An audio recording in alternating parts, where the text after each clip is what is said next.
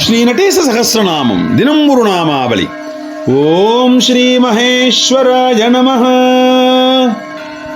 பரம்பொருளே மகோத்சவத்தின் பொருட்டு தானாக உருக்கொண்டு சிற்சபையின் நடுவில் விலங்கா நின்றருளும் தத்வாதீதனான மகேஸ்வரனாய் அனுகிரகிக்கும் நடராஜராஜமூர்த்தியின் குஞ்சித பாதத்தை போற்றுகிறேன். ஆனந்தமயம்.